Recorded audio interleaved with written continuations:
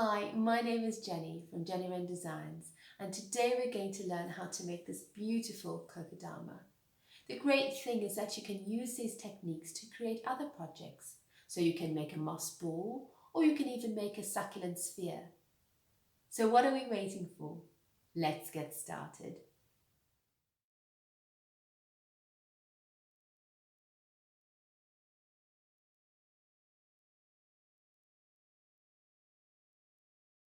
You'll need soil. Now you can just get a normal composting soil. It's absolutely fine. You're going to need your sphagnum moss, which is really important. I like the green fluffy sphagnum moss. You can use dried moss from the garden centres, but it's preferable to get live moss. It does rehydrate anyway, but it mustn't be chemically treated. All right, so moss. You're also going to need your lovely binding string that I had here a moment ago. Yes, here it is. So you're going to need your string that's going to keep the soil and the moss bound around the roots. All right, you also need water. I've got some water here. All right, Eden, which one would you like to do? You want to do that one, okay, because you'll loosen a bit of the soil. That's it. There you go. Am I separating? You're separating them, yeah. So keep them in its own particular group there. Yeah. You're going to need to create a ball of soil around the plant. Now, it's not going to mix together with your hands. You're going to have to mix it with some water. Okay, so if you just pull it back into that mound again, and then just create a little bit of a hole in the middle where you're going to put your water. Now, just start pouring it slowly. I'll pour a bit in. Okay, that's it. Mix it all together. And it's got to be to a consistency that's going to start sticking. More. Thing is, you can always add more, you can't take it away. As soon as it starts feeling that the soil is sticking together, you know, almost like mud, obviously, but it's not, it's just the soil, so it's not going to go into that texture, but it will be able to take form. A bit more? Yeah, a bit more. Yeah, it is a messy. You can always wear disposable gloves if you need to. Okay, so whenever you feel like you can start. Yeah, that's better. That's better. Okay, we'll give a tiny little bit more. Okay. Right. Okay. That's starting. If you just hold it, put some together in your hand and squeeze, that's brilliant.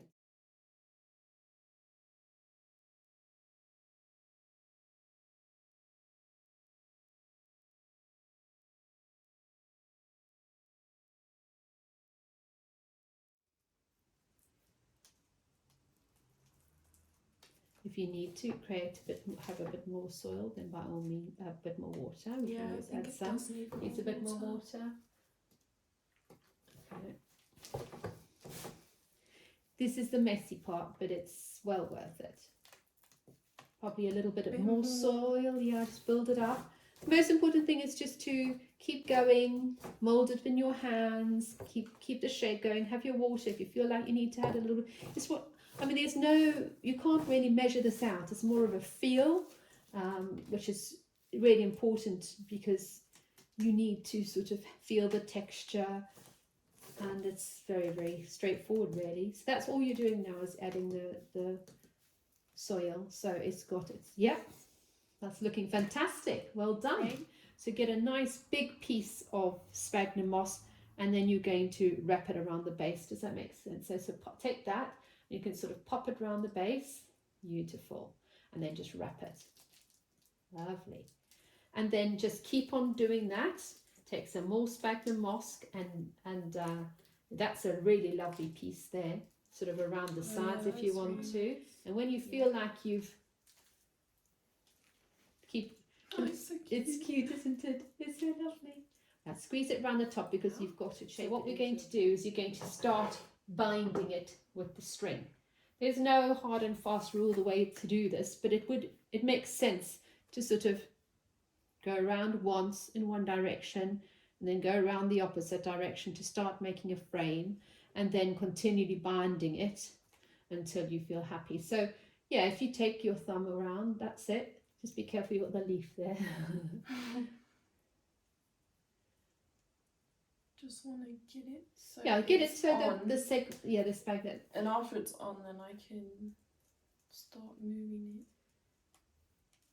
So maybe take it underneath and around. Yeah. So you take it underneath, that's right, and go to the top. That's it. And that's simply all that you do. Around You like just- that, around, and then move it around. Can you see? It's creating a crisscross pattern.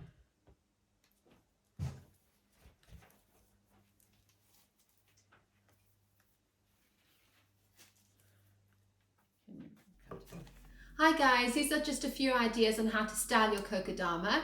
These are just featuring different plants. This is covered in beads, this is covered in wool or embroidery thread, and this is something very simple that you can hang.